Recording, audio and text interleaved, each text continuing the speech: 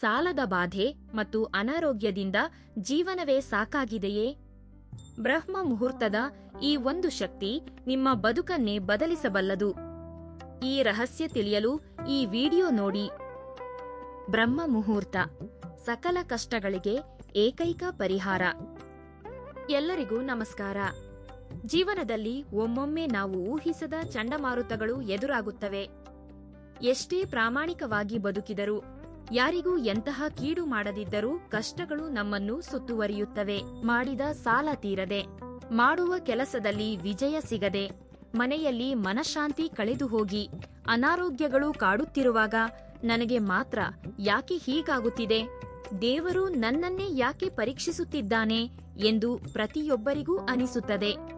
ಆದರೆ ಸನಾತನ ಧರ್ಮದಲ್ಲಿ ಪ್ರತಿ ಕಷ್ಟಕ್ಕೂ ಒಂದು ಪರಿಹಾರ ಅಡಗಿದೆ.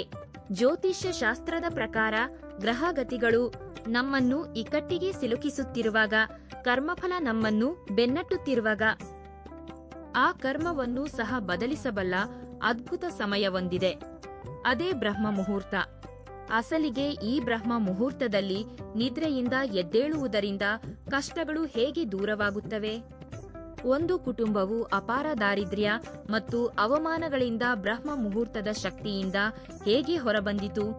ಮುಂಜಾನೆ ಬೇಗ ಏಳಲು ಕಷ್ಟಪಡುವವರು ಯಾವ ನಿಯಮಗಳನ್ನು ಪಾಲಿಸಬೇಕು? ಇವೆಲ್ಲವನ್ನು ಈಗ ನಾವು ಈ ವಿಡಿಯೋದಲ್ಲಿ ಸವಿವರವಾಗಿ ತಿಳಿದುಕೊಳ್ಳೋಣ. ವಿಡಿಯೋವನ್ನು ಎಲ್ಲಿಯೂ ಸ್ಕಿಪ್ ಮಾಡದೆ ಕೊನೆಯವರೆಗೆ ನೋಡಿ. ಹಿಮಾಲಯದ ಪರ್ವತ ಶ್ರೇಣಿಗಳ ದಟ್ಟ ಅರಣ್ಯದ ಮಧ್ಯೆ ಒಂದು ಪ್ರಶಾಂತವಾದ ಆಶ್ರಮವಿದೆ. ಅಲ್ಲಿ ನೂರಾರು ಶಿಷ್ಯರಿಗೆ ಜ್ಞಾನ ಬೋಧನೆ ಮಾಡುವ ಒಬ್ಬ ಶ್ರೇಷ್ಠ ವೃದ್ಧ ಸಾಧುಗಳಿದ್ದಾರೆ. ಅವರ ಮುಖದಲ್ಲಿ ಸೂರ್ಯನ ತೇಜಸ್ಸು, ಮಾತುಗಳಲ್ಲಿ ವೇದಗಳ ಸಾರ ಎದ್ದು ಕಾಣುತ್ತಿರುತ್ತದೆ. ಮುಂಜಾನೆ ಬ್ರಹ್ಮ ಮುಹೂರ್ತದ ಸಮಯದಲ್ಲೇ ಅವರು ತಮ್ಮ ಶಿಷ್ಯರಿಗೆ ಎಷ್ಟೋ ಜೀವನ ಸತ್ಯಗಳನ್ನು ಬೋಧಿಸುತ್ತಿರುತ್ತಾರೆ. ಒಂದು ದಿನ ಆಶ್ರಮದಲ್ಲಿ ಬೆಳಗಿನ ಪ್ರಾರ್ಥನೆ ಮುಗಿದ ನಂತರ ರಾಮಕೃಷ್ಣ ಎಂಬ ಶಿಷ್ಯ ಎದ್ದು ನಿಂತು ಗುರುವಿಗೆ ನಮಸ್ಕರಿಸಿದ. ಗುರುದೇವ, ಬ್ರಹ್ಮ ಮುಹೂರ್ತದಲ್ಲಿ ನಿದ್ರೆಯಿಂದ ಏಳಬೇಕು, ಆ ಸಮಯದಲ್ಲಿ ದೈವ ಪ್ರಾರ್ಥನೆ ಮಾಡಬೇಕು ಎಂದು ನಿಮ್ಮಂತಹ ಮಹಾನುಭಾವರು ಹೇಳುತ್ತಿರುತ್ತೀರಿ. ಆದರೆ ಲೌಕಿಕ ಜೀವನದಲ್ಲಿ ಎಷ್ಟೋ ಕಷ್ಟಗಳು, ಸಾಲ, ಅನಾರೋಗ್ಯಗಳಿಂದ ಬಳಲುತ್ತಿರುವ ಸಾಮಾನ್ಯ ಗೃಹಸ್ಥರಿಗೆ ಈ ಬ್ರಹ್ಮ ಮುಹೂರ್ತ ನಿಜವಾಗಿಯೂ ಹೇಗೆ ಸಹಾಯ ಮಾಡುತ್ತದೆ? ಕೇವಲ ಮುಂಜಾನೆ ಎದ್ದ ತಕ್ಷಣ ಅವರ ಕಷ್ಟಗಳು ಹೇಗೆ ತೀರುತ್ತವೆ? ದಯವಿಟ್ಟು ನಮಗೆ ವಿವರಿಸಿ ಎಂದು ಪ್ರಾರ್ಥಿಸಿದ. ಆಗ ಆ ಗುರುಗಳು ಕಿರುನಗೆ ಬೀರಿ ಶಿಷ್ಯರನ್ನು ಕುಳಿತುಕೊಳ್ಳಲು ಸನ್ನೆ ಮಾಡಿ ಒಂದು ಅದ್ಭುತ ಕಥೆಯನ್ನು ಹೇಳಲು ಪ್ರಾರಂಭಿಸಿದರು. ನೋಡು ರಾಮಕೃಷ್ಣ, ಸಮಸ್ತ ವಿಶ್ವದ ಶಕ್ತಿ ಕೇಂದ್ರೀಕೃತವಾಗುವ ಸಮಯವೇ ಬ್ರಹ್ಮ ಮುಹೂರ್ತ. ಇದು ಅರ್ಥವಾಗಬೇಕೆಂದರೆ ನಿನಗೆ ವಿದ್ಯಾಪುರದಲ್ಲಿ ವಾಸವಾಗಿದ್ದ ಮಾಧವ ಎಂಬ ವ್ಯಕ್ತಿಯ ಜೀವನ ಕಥೆಯನ್ನು ಹೇಳಬೇಕು ಎಂದು ಗುರುಗಳು ಶುರು ಮಾಡಿದರು. ಮಾಧವ ಬಹಳ ಧರ್ಮಾತ್ಮ. ಅವನಿಗೆ ಪತ್ನಿ ಜಾನಕಿ ಮತ್ತು ಇಬ್ಬರು ಪುಟ್ಟ ಮಕ್ಕಳಿದ್ದರು. ಊರಿನಲ್ಲಿ ಒಂದು ಸಣ್ಣ ವ್ಯಾಪಾರ ಮಾಡಿಕೊಂಡು ಯಾರಿಗೂ ಅನ್ಯಾಯ ಮಾಡದೆ ನಿತ್ಯ ದೈವಾರಾಧನೆ ಮಾಡುತ್ತಾ ಸಂತೋಷವಾಗಿದ್ದರು.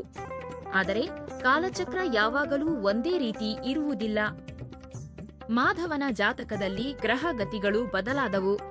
7 ಶನಿಯ ಪ್ರಭಾವವೋ ಅಥವಾ ಕಳೆದ ಜನ್ಮಗಳ ಕರ್ಮಫಲವೋ ಅವರ ಜೀವನದಲ್ಲಿ ಊಹಿಸಲಾಗದ ಆಪತ್ತುಗಳು ಬಂದೆರಗಿದವು. ಒಂದು ರಾತ್ರಿ ನಡೆದ ಅಗ್ನಿ ಅವಘಡದಲ್ಲಿ ಮಾಧವನ ವ್ಯಾಪಾರ ಸಂಪೂರ್ಣ ಸುಟ್ಟು ಬೂದಿಯಾಯಿತು. 10 ರೂಪಾಯಿ ಸಂಪಾದಿಸುವ ದಾರಿಯು ಮುಚ್ಚಿಹೋಯಿತು. ವ್ಯಾಪಾರಕ್ಕಾಗಿ ಮಾಡಿದ ಸಾಲ ಬೆಟ್ಟದಂತಾಯಿತು. ಸಾಲಗಾರರ ಒತ್ತಡ ಹೆಚ್ಚಾಯಿತು. ಪ್ರತಿದಿನ ಮನೆಗೆ ಬಂದು ನಿಂದಿಸುತ್ತಿದ್ದರು. ಗೌರವಯುತವಾಗಿ ಬದುಕಿದ ಆ ಕುಟುಂಬ ಊರಿನಲ್ಲಿ ತಲೆ ಎತ್ತಲಾಗದ ಸ್ಥಿತಿಗೆ ತಲುಪಿತು. ಅದಕ್ಕೆ ಪೂರಕವಾಗಿ ಅವನ ಪತ್ನಿ ಜಾನಕಿ ನಿಗೂಢ ಅನಾರೋಗ್ಯಕ್ಕೆ ತುತ್ತಾದಳು. ವೈದ್ಯರಿಗೆ ಎಷ್ಟೇ ಖರ್ಚು ಮಾಡಿದರೂ ಕಾಯಿಲೆ ಗುಣವಾಗಲಿಲ್ಲ. ಸ್ವಂತ ಬಂಧು ಮಿತ್ರರು ಸಹ ಅವರನ್ನು ನೋಡಿ ಮುಖ ತಿರುಗಿಸಿದರು. ಮಕ್ಕಳಿಗೆ ಒಂದು ಹೊತ್ತಿನ ಊಟಕ್ಕೂ ಗತಿಯಿಲ್ಲದ ಸ್ಥಿತಿ. ರಾತ್ರಿಯೆಲ್ಲ ಕಣ್ಣೀರು, ಹಗಲೆಲ್ಲ ಅವಮಾನ. ದೇವರ ಮೇಲೆ ಭಾರ ಹಾಕಿ ಗುಡಿಗೆ ಹೋದರೆ ಅಲ್ಲೂ ಅವರಿಗೆ ನಿರಾಸೆಯೇ ಎದುರಾಯಿತು. ಈ ಜೀವನ ಸಾಕಪ್ಪ ಎಂದು ಆ ಇಡೀ ಕುಟುಂಬವೇ ಆತ್ಮಹತ್ಯೆ ಮಾಡಿಕೊಳ್ಳುವ ನಿರ್ಧಾರಕ್ಕೆ ಬಂದಿತು. ಅಂತಹ ಪ್ರಾಣ ಸಂಕಟ ಎದುರಾದ ದಿನ ರಾತ್ರಿ ಮಾಧವ ಕಣ್ಣೀರು ಹಾಕುತ್ತಾ ಗ್ರಾಮದ ಹೊರವಲಯದಲ್ಲಿದ್ದ ಒಂದು ಹಾಳು ಬಿದ್ದ ಶಿವಾಲಯಕ್ಕೆ ಹೋದ. ಅದೇ ಸಮಯದಲ್ಲಿ ಅಲ್ಲಿಗೆ ಬಂದ ಒಬ್ಬ ಸಂಚಾರಿ ಯೋಗಿ ಮಾಧವನನ್ನು ಕಂಡರು. ಆ ಯೋಗಿಯ ಮುಖದಲ್ಲಿ ವರ್ಣಿಸಲಾಗದ ಪ್ರಶಾಂತತೆಯಿತ್ತು. ಮಾಧವ ತನ್ನ ಕಣ್ಣೀರು ಒರೆಸಿಕೊಳ್ಳುತ್ತಾ ತನ್ನ ದೀನಸ್ಥಿತಿ ಮತ್ತು ಕುಟುಂಬ ಅನುಭವಿಸುತ್ತಿರುವ ನರಕವನ್ನು ಆ ಯೋಗಿಗೆ ವಿವರಿಸಿದ. ಆಗ ಆ ಯೋಗಿ ಮಾಧವನ ಭುಜ ತಟ್ಟಿ, ಮಗು, ಕಾಲ ಯಾರನ್ನೂ ಬಿಡುವುದಿಲ್ಲ. ಆದರೆ ಭಗವಂತ ಎಷ್ಟು ಕರುಣಾಮಯಿ ಎಂದರೆ ನಮ್ಮ ಹಣೆಬರಹವನ್ನು ನಾವೇ ಮರುಬರೆಯಲು ಪ್ರತಿದಿನ ನಮಗೆ ಒಂದು ಅವಕಾಶ ನೀಡುತ್ತಾನೆ. ಪ್ರಪಂಚವೆಲ್ಲ ಮಲಗಿರುವಾಗ ದೇವರ ಬಾಗಿಲುಗಳು ಮಾತ್ರ ತೆರೆದಿರುತ್ತವೆ. ನಾಳೆಯಿಂದ ನೀನು ಬ್ರಹ್ಮ ಮುಹೂರ್ತದಲ್ಲಿ, ಅಂದರೆ ಮುಂಜಾನೆ 4 ಗಂಟೆಗೆ ಎದ್ದು ನಿನ್ನ ಕಷ್ಟಗಳ ಬಗ್ಗೆ ಚಿಂತಿಸದೆ ಕೇವಲ ಆ ವಿಶ್ವಶಕ್ತಿಗೆ ಕೃತಜ್ಞತೆ ಸಲ್ಲಿಸು.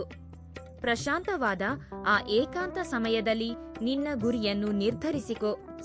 ನಿನ್ನ ಸಾಲ ಹೇಗೆ ತೀರಿಸಬೇಕು, ಕುಟುಂಬವನ್ನು ಹೇಗೆ ಉಳಿಸಿಕೊಳ್ಳಬೇಕು ಎಂದು ಯೋಚಿಸು.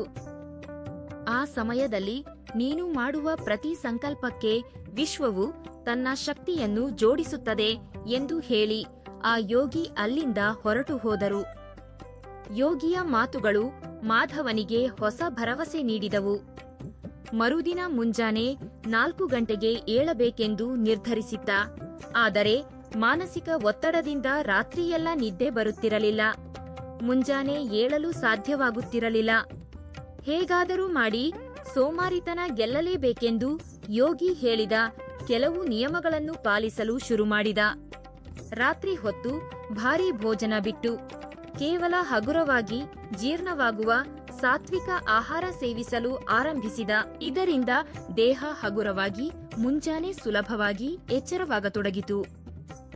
ಬೆಳಿಗ್ಗೆ ಎದ್ದ ತಕ್ಷಣ ನಿದ್ದೆಮಂಪರು ಹೋಗಲಾಡಿಸಲು 2 ಲೋಟ ಉಗುರು ಬೆಚ್ಚಗಿನ ನೀರು ಕುಡಿಯುತ್ತಿದ್ದ. ಇದು ಅವನ ಒಳಗಿನ ಅಂಗಾಂಗಗಳನ್ನು ತಕ್ಷಣವೇ ಜಾಗೃತಗೊಳಿಸುತ್ತಿತ್ತು. ಪ್ರತಿದಿನ 4 ಗಂಟೆಗೆ ಎದ್ದು ತಣ್ಣೀರು ಸ್ನಾನ ಮಾಡಿ ದೀಪ ಹಚ್ಚಿ ಆದಿತ್ಯ ಹೃದಯ ಪಠಿಸುತ್ತಿದ್ದ. ಬ್ರಹ್ಮ ಮುಹೂರ್ತದಲ್ಲಿರುವ ಶುದ್ಧ ಆಮ್ಲಜನಕ ಅವನ ಮೆದುಳನ್ನು ಚುರುಕುಗೊಳಿಸಿತು. ಭಯ, ನಿರಾಸೆಯ ಜಾಗದಲ್ಲಿ ಆತ್ಮವಿಶ್ವಾಸ ಮೂಡತೊಡಗಿತು. ಪೂಜೆ ಮುಗಿದ ನಂತರ ಆ ಪ್ರಶಾಂತ ವಾತಾವರಣದಲ್ಲಿ ತನ್ನ ವ್ಯಾಪಾರವನ್ನು ಹೇಗೆ ಮರುಸ್ಥಾಪಿಸಬೇಕೆಂದು ಯೋಚಿಸುತ್ತಿದ್ದ. ಅವನ ಬುದ್ಧಿ ಅಸಾಧಾರಣವಾಗಿ ಕೆಲಸ ಮಾಡಲು ಶುರುಮಾಡಿತು. ಇಡೀ ಪ್ರಪಂಚ ಎಚ್ಚರವಾಗುವಷ್ಟರಲ್ಲಿ ಮಾಧವ ತನ್ನ ದಿನದ ಕೆಲಸಗಳ ಯೋಜನೆಯನ್ನು ಪೂರ್ಣಗೊಳಿಸುತ್ತಿದ್ದ. ಆ ಮುಂಜಾನೆಯ ಸಕಾರಾತ್ಮಕ ಶಕ್ತಿಯೊಂದಿಗೆ ಹೊರಗೆ ಹೋಗಿ ಧೈರ್ಯವಾಗಿ ಸಾಲಗಾರರೊಂದಿಗೆ ಮಾತನಾಡಿದ. ಅವರಿಗೆ ಸ್ವಲ್ಪ ಸಮಯ ನೀಡುವಂತೆ ಒಪ್ಪಿಸಿದ. ತನ್ನ ಹಳೆಯ ಪರಿಚಯಗಳನ್ನು ಬಳಸಿಕೊಂಡು ಒಂದು ಸಣ್ಣ ಕೆಲಸ ಆರಂಭಿಸಿದ. ಬ್ರಹ್ಮ ಮುಹೂರ್ತದಲ್ಲಿ ಮಾಡುವ ಸಂಕಲ್ಪ ವ್ಯರ್ಥವಾಗುವುದಿಲ್ಲವಲ್ಲವೇ? ಮೆಲ್ಲಗೆ ಅವನ ವ್ಯಾಪಾರ ಚೇತರಿಸಿಕೊಂಡಿತು. ಪತ್ನಿಯ ಆರೋಗ್ಯಕ್ಕೆ ಸರಿಯಾದ ಚಿಕಿತ್ಸೆ ದೊರೆತು ಆಕೆ ಚೇತರಿಸಿಕೊಂಡಳು. ಕೆಲವೇ ವರ್ಷಗಳಲ್ಲಿ ಮಾಧವ ತನ್ನೆಲ್ಲ ಸಾಲ ತೀರಿಸಿದ್ದಲ್ಲದೆ ಊರಿನಲ್ಲೇ ಒಬ್ಬ ದೊಡ್ಡ ಉದ್ಯಮಿಯಾಗಿ ಬೆಳೆದ. ಯಾರು ಅವನ ಮುಖ ನೋಡಿ ಉಗುಳುತ್ತಿದ್ದರೋ ಅವರೇ ಅವನ ಸಲಹೆಗಾಗಿ ಬರತೊಡಗಿದರು. ಇದೆಲ್ಲವೂ ಕೇವಲ ಬ್ರಹ್ಮ ಮುಹೂರ್ತ ಎಂಬ ಒಂದು ಅದ್ಭುತ ಹವ್ಯಾಸ ತಂದ ಬದಲಾವಣೆ. ಈ ಕಥೆಯನ್ನು ಕೇಳಿದ ಶಿಷ್ಯರೆಲ್ಲರ ಕಣ್ಣಲ್ಲಿ ಒಂದು ಅದ್ಭುತ ಕಾಂತಿ ಬೆಳಗುತ್ತಿತ್ತು. ಆಗ ಗುರುಗಳು ರಾಮಕೃಷ್ಣನ ಕಡೆಗೆ ನೋಡಿ ಹೀಗೆಂದರು, ನೋಡಿದೆಯಾ ಮಗು, ಬ್ರಹ್ಮ ಮುಹೂರ್ತ ಎಂದರೆ ಕೇವಲ ಒಂದು ಸಮಯವಲ್ಲ. ಅದು ನಮ್ಮೊಳಗಿನ ಶಕ್ತಿಗಳನ್ನು ಬಡಿದೆಬ್ಬಿಸುವ ಅದ್ಭುತ ಗಳಿಗೆ.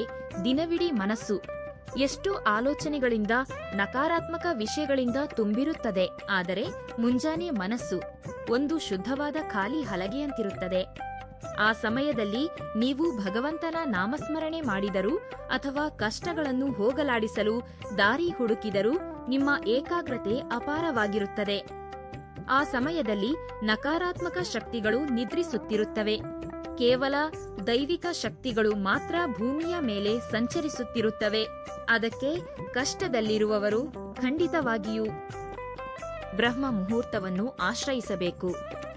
ಆಗ ಶಿಷ್ಯರಲ್ಲೊಬ್ಬ ಎದ್ದು, ಗುರುದೇವ, ಕೇಳಲು ಇದು ಬಹಳ ಅದ್ಭುತವಾಗಿದೆ. ಆದರೆ ಸಾಮಾನ್ಯ ಮನುಷ್ಯರು ಆ ಸಮಯದಲ್ಲಿ ಸೋಮಾರಿತನ ಬಿಟ್ಟು ಏಳುವುದು ಹೇಗೆ? ಅದಕ್ಕೆ ಏನಾದರೂ ನಿಯಮಗಳಿವೆಯೇ ಎಂದು ಕೇಳಿದ. ಗುರುಗಳು ಹೀಗೆ ಉತ್ತರಿಸಿದರು, ಖಂಡಿತ ಇವೆ ಮಗು. ಬ್ರಹ್ಮ ಮುಹೂರ್ತದಲ್ಲಿ ಏಳಬೇಕೆಂದರೆ ಕೇವಲ ಅಲಾರಾಂ ಇದ್ದರೆ ಸಾಲದು. ನಮ್ಮ ಶರೀರ ಮತ್ತು ಮನಸ್ಸಿನಲ್ಲಿ ಕೆಲವು ಬದಲಾವಣೆಗಳನ್ನು ಮಾಡಿಕೊಳ್ಳಬೇಕು. ಮೊದಲನೆಯದಾಗಿ ರಾತ್ರಿ ಹೊತ್ತು ಅತಿಯಾದ ಊಟ, ಅದರಲ್ಲೂ ಮಾಂಸಾಹಾರ ಅಥವಾ ಮಸಾಲೆ ಪದಾರ್ಥಗಳನ್ನು ತಿನ್ನುವುದರಿಂದ ದೇಹದಲ್ಲಿ ತಮೋಗುಣ ಹೆಚ್ಚಾಗುತ್ತದೆ. ದೇಹವು ಆ ಆಹಾರವನ್ನು ಜೀರ್ಣಿಸಿಕೊಳ್ಳಲೇ ತನ್ನೆಲ್ಲ ಶಕ್ತಿಯನ್ನು ವ್ಯಯಿಸುತ್ತದೆ. ಆದ್ದರಿಂದ ಸೂರ್ಯಾಸ್ತದ ನಂತರ ಯಾವಾಗಲೂ ಹಗುರವಾಗಿ ಜೀರ್ಣವಾಗುವ ಶುದ್ಧ ಸಸ್ಯಾಹಾರ ಸೇವಿಸಿ. ಮಲಗುವ ಮುನ್ನ 1 ಲೋಟ ಉಗುರುಬೆಚ್ಚಗಿನ ಹಾಲು ಅಥವಾ ನೀರು ಕುಡಿಯಿರಿ. ಹೊಟ್ಟೆ ಹಗುರವಾಗಿದ್ದರೆ ದೇಹವು ಬೆಳಿಗ್ಗೆ ಉತ್ಸಾಹದಿಂದ ಎಚ್ಚರಗೊಳ್ಳುತ್ತದೆ. ಇನ್ನು ಎರಡನೆಯದು, ನಿದ್ದೆ ಮಾಡುವ ಮುನ್ನ ಮೊಬೈಲ್ ಫೋನ್ ನೋಡುವುದು ಅಥವಾ ಅನಗತ್ಯ ಸುದ್ದಿಗಳನ್ನು ನೋಡುವುದನ್ನು ಬಿಡಿ. ನಾಳೆ ಮುಂಜಾನೆ ನಾನು ನನ್ನ ಜೀವನವನ್ನು ಬದಲಿಸಿಕೊಳ್ಳಲು ಏಳುತ್ತಿದ್ದೇನೆ ಎಂದು ದೃಢವಾಗಿ ಸಂಕಲ್ಪ ಮಾಡಿ ಮಲಗಿ. ನಿಮ್ಮ ಸುಪ್ತ ಮನಸ್ಸಿಗೆ ಆ ಸಂದೇಶ ತಲುಪಿದರೆ ನಿಮಗಿಂತ ಮುಂಚೆಯೇ ನಿಮ್ಮ ಮೆದುಳು ನಿಮ್ಮನ್ನು ಎಬ್ಬಿಸುತ್ತದೆ. ಇನ್ನು ಮೂರನೆಯದು, ಬೆಳಿಗ್ಗೆ ಕಣ್ಣು ತೆರೆದ ತಕ್ಷಣ ಮತ್ತೆ ಮಲಗಬೇಕು ಅನಿಸುತ್ತದೆ. ಅಂತಹ ಸಮಯದಲ್ಲಿ ತಕ್ಷಣ ಹಾಸಿಗೆಯಿಂದ ಇಳಿದು ಮುಖಕ್ಕೆ ತಣ್ಣೀರು ಚಿಮುಕಿಸಿಕೊಳ್ಳಿ ಅಥವಾ 1 ಲೋಟ ಉಗುರು ಬೆಚ್ಚಗಿನ ನೀರು ಕುಡಿಯಿರಿ. ಇದು ಶರೀರದ ಅಂಗಾಂಗಗಳನ್ನು ತಕ್ಷಣವೇ ಎಚ್ಚರಿಸುತ್ತದೆ.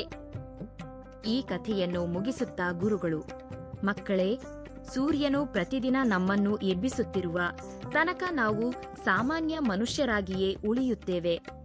ಯಾವ ದಿನ ನಾವು ಸೂರ್ಯನಿಗಿಂತ ಮುಂಚೆ ಎದ್ದು ಆ ಸೂರ್ಯ ಭಗವಂತನಿಗೆ ಸ್ವಾಗತ ಕೋರುತ್ತೇವೆಯೋ ಅಂದೇ ನಮ್ಮ ಅದೃಷ್ಟದ ಬಾಗಿಲುಗಳು ತೆರೆಯುತ್ತವೆ. ಸರ್ವೇ ಜನ ಸುಖಿನೋ ಭವಂತು ಎನ್ನುತ್ತಾ ಬೋಧನೆಯನ್ನು ಮುಗಿಸಿದರು.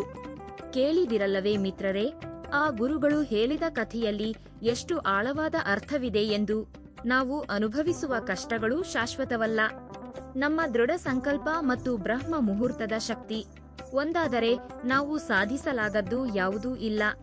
ನೀವು ಕೂಡ ನಿಮ್ಮ ಜೀವನದ ಕಷ್ಟಗಳಿಂದ ಹೊರಬಂದು ಪ್ರಶಾಂತವಾಗಿ ಬದುಕಬೇಕೆಂದರೆ ನಾಳೆಯಿಂದಲೇ ಬ್ರಹ್ಮ ಮುಹೂರ್ತದಲ್ಲಿ ಏಳಲು ಪ್ರಯತ್ನಿಸಿ. ಈ ಮಾಹಿತಿ ನಿಮಗೆ ಇಷ್ಟವಾಗಿದ್ದರೆ ವಿಡಿಯೋವನ್ನು ಲೈಕ್ ಮಾಡಿ ಮತ್ತು ನಿಮ್ಮ ಆತ್ಮೀಯರೊಂದಿಗೆ ಶೇರ್ ಮಾಡಿ. ಇಂತಹ ಇನ್ನಷ್ಟು ದೈವಿಕ ಮಾಹಿತಿಗಾಗಿ ನಮ್ಮ ಚಾನೆಲ್ ಅನ್ನು ಸಬ್ಸ್ಕ್ರೈಬ್ ಮಾಡಿಕೊಳ್ಳಿ. ಎಲ್ಲರಿಗೂ ಆ ಭಗವಂತ ಒಳ್ಳೆಯದು ಮಾಡಲಿ. ಧನ್ಯವಾದಗಳು.